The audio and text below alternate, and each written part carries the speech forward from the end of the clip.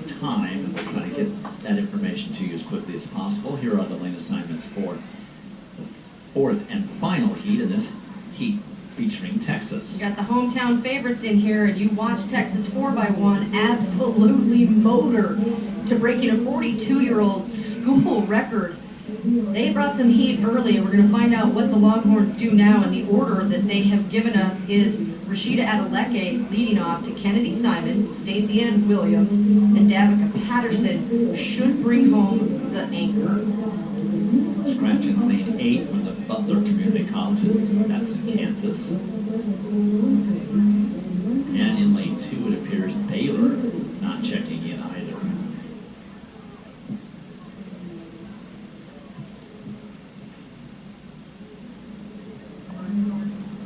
So their lane markers have been removed.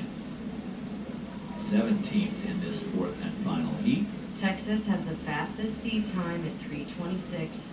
Their best time they did at this meet way back in 2004, 3:23.75. We're going to get our crack statistician Tom Lewis on that. I want to know who was on that team. The bubble time is 3:40.65. If you don't win the heat, you need to be under that time for your team to run tomorrow.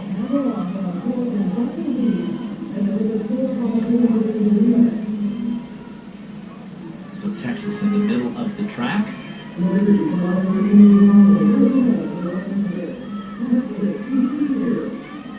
Rashida Adeleke, sophomore.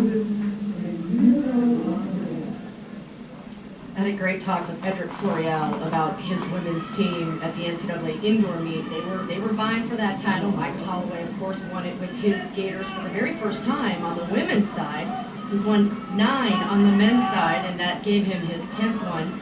And anyway, my conversation with Edric Florial, who I can see on the backstretch walking up the grass towards the high jump pit, he said to me, I asked him, what have these women taught you as a coach? And he said, oh boy. And that was his first reaction. He said, oh boy.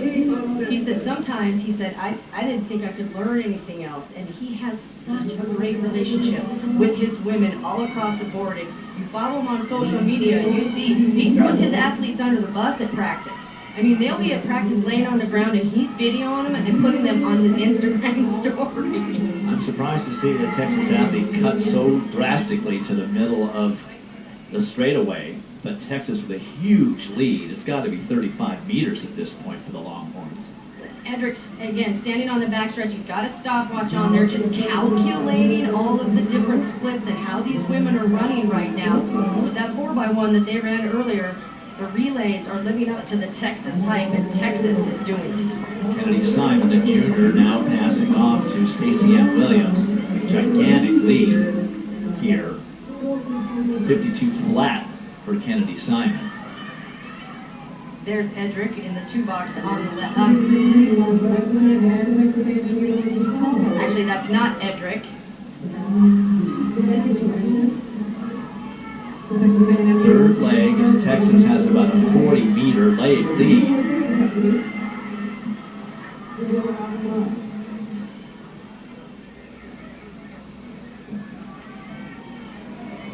Stacey Ann Williams is definitely one of the go-get-'em type of competitors. She will do anything for this Texas team. She had a fantastic indoor season, and then we are told that she is passing off to Davica Patterson, just a sophomore, running for the Longhorns on this anchor leg.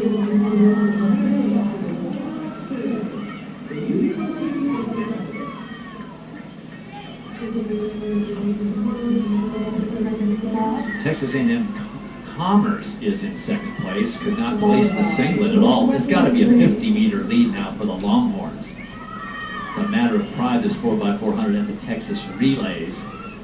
We've got some great teams throughout their tradition of track and field here in Austin.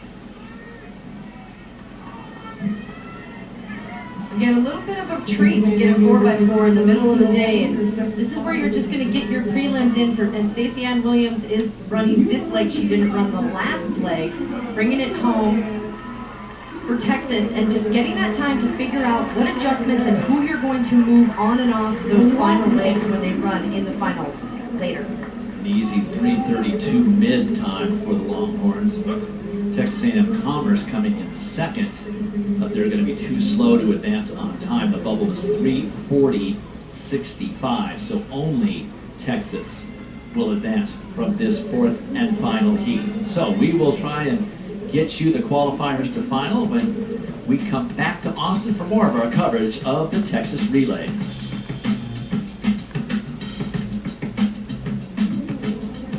Relays, the aforementioned